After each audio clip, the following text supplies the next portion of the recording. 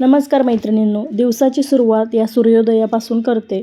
मैत्रिणींनो, तसं तर मुलं स्कूलला जातात म्हटलं की सकाळी लवकर उठावं लागतं. मुलांचे टिफिन आहेत आणि मिस्टरांचा ऑफिसचा डबा असतो. परंतु सूर्योदय ज्यावेळी होतो त्यावेळी थोडंसं मी रिलॅक्स झालेले असते, कारण मुलं स्कूलला गेलेले असतात आणि मिस्टरांचं बऱ्यापैकी टिफिन बनवून झालेलं असतं. आणि चहा पीत पीत इथे बाल्कनीत बसते. छान असा समुद्र माझ्या बाल्कनीतून दिसतो आणि थोडंसं मन प्रसन्न होतं. मैत्रिणींनो, वयाच्या 40 नंतर शरीराची काळजी तर घ्यायलाच पाहिजे, हे प्रत्येकीला माहीत आहे. परंतु कोणी घेतं का? आता मी तुम्हाला सांगते, मीही घेत नाही. कारण कसं होतं की स्वतःसाठी वेळ आपण कधी देतच नाही. मग सुरुवातीपासून जे आहे, मुलं लहान आहेत त्यामुळे त्यातच आपण वेळ घालवला. आणि जॉब करणाऱ्या स्त्रिया पण घर आणि जॉब हे दोन्ही सांभाळत असतात. घरकाम करणाऱ्या पण स्त्रिया भरपूर कष्ट करत असतात. सकाळी उठल्यापासून ते संध्याकाळी झोपेपर्यंत घरातली कामं काही संपतच नाहीत. माझ्या प्रत्येक मैत्रिणीला मी सांगते, तुम्ही घरकाम करताय म्हणून स्वतःला कधीही कमी समजू नका. मैत्रिणींनो, घरकाम करणं पण ते तितकंच अवघड आहे, कारण त्याला वेळेचं लिमिट नाही. असं नाही की 5 तास केलं संपलं, 7 तास केलं संपलं, नाही. कधी-कधी इतकी कामं असतात की झोपायला पण वेळ होतो. सकाळी लवकर उठावं तर लागतंच आणि प्रत्येकाच्या आवडीनिवडी तर आपण बघतच असतो की कोणाला काय आवडतंय. प्रत्येकाच्या आवडीनुसार घरात वेगवेगळे पदार्थ तर आपण बनवत असतो. मग स्वतःला कमी का समजायचं? नाही समजायचं. स्वतःची किंमत स्वतःच वाढवायला तर पाहिजे. मिस्टरांच्या ऑफिसनिमित्त बऱ्याच ठिकाणी फिरले, कारण बऱ्याच ठिकाणी ट्रान्सफर झाली. वेगवेगळ्या भागामध्ये फिरल्यामुळे तिकडच्या सवयी हे सगळं जवळून पाहिलं आणि मला एवढ्या मैत्रिणी भेटल्या आणि मी प्रत्येकाचं थोडंसं ऑब्झर्वेशन करत गेली, तर प्रत्येक जी माझी मैत्रीण आहे ती माझ्यासारखीच आहे. नेहमीचं तेच घर, मुलं आणि संसार. घर, मुलं आणि संसार यातच प्रत्येकजण वेळ घालवत आहे. जॉब करणाऱ्यांचं थोडंसं वेगळं असतं. त्यांना पण ते बाहेर जाऊन कष्ट करावं लागतं आणि घरी येऊन घर सांभाळावं लागतं. मला एवढंच सांगायचं आहे की तुम्ही 40शीत जर असाल तर आता शरीरासाठी थोडंसं शरीराकडे लक्ष देणं गरजेचं आहे. खाण्यापिण्याच्या सवयी थोड्याशा बदलायला हव्यात. दिवसाची सुरुवात चहा पिण्याने प्रत्येकाचीच होते, तशी माझीही होते. परंतु सकाळी उठल्यानंतर थोडंसं एक ग्लास कोमट पाणी प्यायचं. थोडे बदल स्वतःमध्ये करत जायचं आणि मोटिवेट जे करायचं ते स्वतःला आपणच करायचं आहे.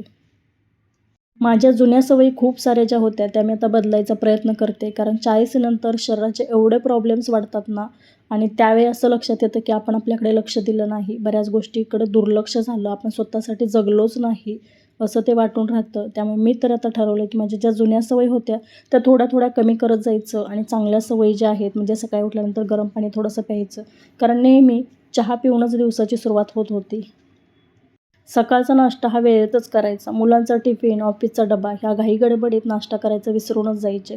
कधी 2 तासानंतर, कधी 3 तासानंतर लेट नाश्ता करायचे आणि त्यावेळी जेवायचं टायमिंग व्हायचं, त्यामुळे नाश्ता कधी राहूनच जायचा. परंतु आता बरेच दिवस झालं, जेव्हापासून शरीराचे हजार दुखणे बाहेर डोकं काढतात ना, त्यावेळी आता लक्षात येतं की आपलं कुठंतरी चुकलं. आपण स्वतःसाठी नाही जगलो किंवा स्वतःसाठी वेळ दिला नाही. छोटे हाडांची दुखणी असतात.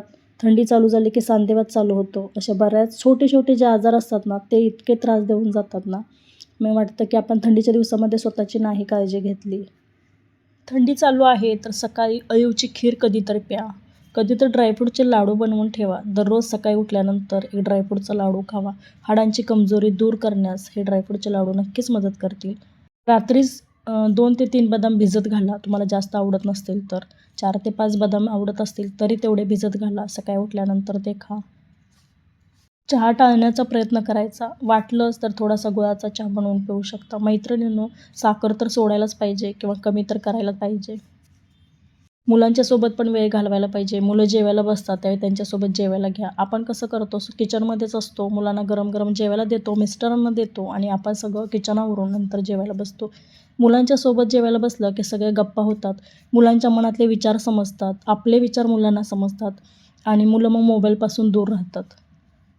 सकाळी सगळ्यांना एकत्र जेवणं शक्य नसतंय, कारण ऑफिसला मिस्टर जातात आणि मुलं स्कूलला जातात. त्यामुळे दुपारी मी एकटीच असते आणि मुलं येईपर्यंत तेवढा वेळ थांबत नाही, कारण मुलांना 2-2:30 तर घरी यायला वाजतात. मग त्यामुळे दुपारी 11ला, म्हणजे सकाळी 11-11:30ला ज्यावेळी मी जेवण करते त्यावेळी एकटीच जेवते. परंतु रात्री सगळे सोबत आम्ही जेवण्याचा प्रयत्न करतो. छान अशा गप्पा होतात मुलांच्याबरोबर आणि मग मुलं टीव्ही, मोबाईलपासून दूर राहतात. आता कसं झालं आहे, कुणाच्याही घरी गेलं तर प्रत्येकाच्या हातामध्ये तुम्हाला मोबाईल दिसेल, लहानांपासून मोठ्यांपर्यंत. अगदी वयोवृद्ध जर असेल म्हणजे वयस्कर जरी या घरामध्ये असेल तरी ते मोबाईल घेऊन बसलेले असतात.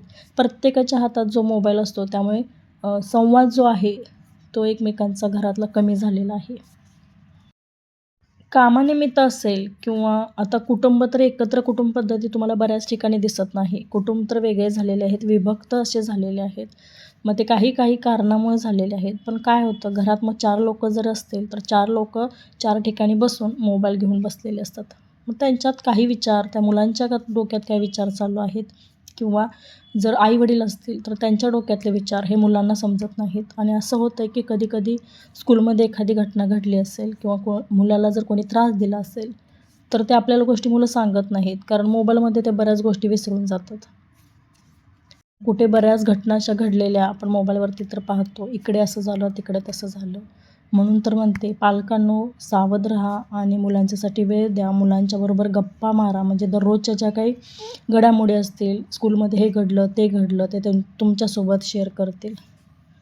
तुम्हाला माझ्या चॅनेलवरती खूप सारे असे मोटिवेशनल व्हिडिओ पाहायला मिळणार आहेत. सुरुवात तर मी केलेली आहे मैत्रिणींनो आणि जर तुम्हाला चॅनेलविषयी काही माहिती हवी असेल तर तेही सांगेन. कारण बऱ्याच मैत्रिणींना घरी राहून किंवा घरामध्ये बसून काहीतरी कमवावं असं वाटत असतं. तर त्यांना जर यूट्यूबचं चॅनल जर सुरू करायचं असेल तर त्याची संपूर्ण माहिती मी देणार आहे. मला कमेंट करून नक्की विचारा.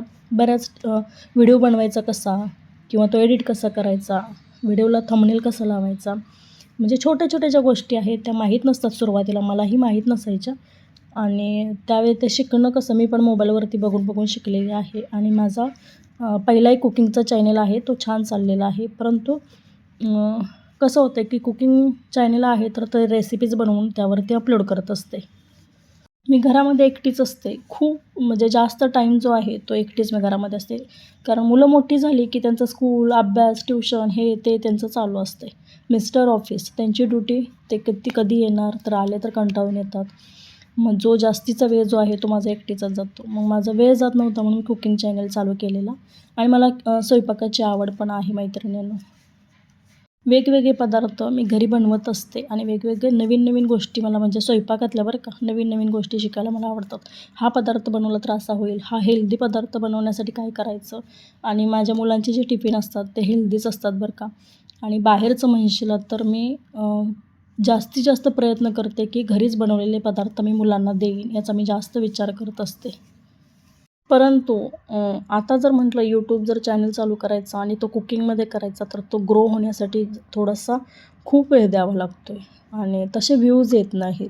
म्हणून म्हटलं की मला पण घरी बसून काहीतरी करायचं होतं. म्हणून म्हटलं हा मोटिवेशनल जो माझे जे विचार आहेत ते तुमच्यापर्यंत पोहोचवण्यासाठी मी हा नवीन चॅनल चालू केलेला आहे मैत्रिणींनो आणि तुम्ही नक्की मला हा सपोर्ट करणार आहे. माझे विचार तुम्हाला आवडतील.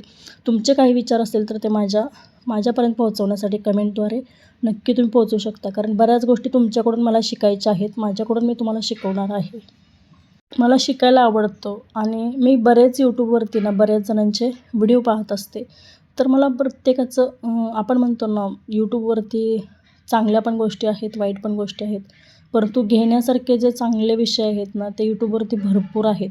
भरपूर साऱ्या मैत्रिणींचे जे मोटिवेशनल व्हिडिओ मी पाहते. मला त्यांचे विचार पटतात, आवडतात आणि मी त्यातून ज्या चांगल्या गोष्टी आहेत त्या घेते आणि आत्मसात करते. म्हणजे मी माझ्या स्वतःमध्ये बदल करण्याचा प्रयत्न करते. माझेही विचार तुम्हाला आवडतील याची मला खात्री आहे. मैत्रिणींनो तुमचेही विचार माझ्यापर्यंत कमेंटद्वारे नक्की पोच करा. त्यातून चांगल्या गोष्टी मी नक्की घेईन आणि मी माझ्यामध्ये बदल करण्याचा प्रयत्न करेन. मी तर म्हटलं ना मी स्वतःकडे कधी लक्ष दिलं नाही. परंतु आता थोडासा त्रास व्हायला लागल्यानंतर मी आता स्वतःमध्ये बदल केलेले आहेत. मैत्रिणींनो नवरा कितीही कमवत असला ना तर आपण स्वतः काहीतरी कमवावं असं वाटत असतं.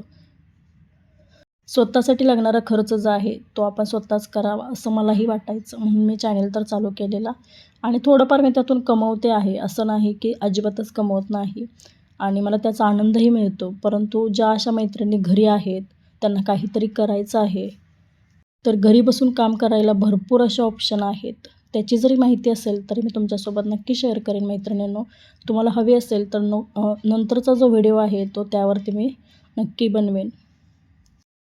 मैत्रिणींनो, टिफिनसाठी मेथीचे पराठे बनवलेले आहेत आणि मैत्रिणींनो, माझी मुलं मेथी खायचा कंटाळा करतात. मेथीची भाजी बनवलेली मुलांनी खाल्ली नाही, म्हणून मी काय केलं, गव्हाचं पीठ घेतलं, थोडंसं डाळीचं पीठ घेतलं, त्यामध्ये जी बनवलेली मेथीची भाजी होती ती मिक्स केली आणि छान तूप लावून असे पराठे बनवलेले आहेत बघा हे टिफिनसाठी. आणि उपवास असल्यामुळे शेंगदाणे भाजायचे होते आणि शेंगदाणे भाजण्यासाठी मला 20 ते 25 मिनटं लागतात बरं का मैत्रिणींनो. अगदी लो फ्लेमवरती मी शेंगदाणे भाजत असते. इतर रताळे उकडण्यासाठी ठेवलेत. उकडण्यासाठी काही कास्ट आयरनची जी कढाई आहे त्यामध्ये तेल पाणी न घालता शिजवणार आहे आणि अशी रताळे जर वापरून घेतली ना छान असे चवी लागतात.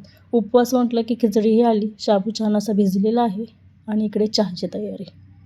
अशी सकाळी माझी धावपळ असते बघा. आणि छान शेंगदाणे बाकीचे कामं करत करत एक 20-25 मिनटं मी भाजत होते. लो फ्लेमवरती छान असे भट्टीत भाजल्यासारखे शेंगदाणे भाजतात. आणि रताळे तर तुमच्या लक्षात आलं असेल, तेल पाणी न वापरता वाफवलेले आहेत. तुमच्याकडे कास्ट आयरनची कढई असेल तर नक्की वापरा.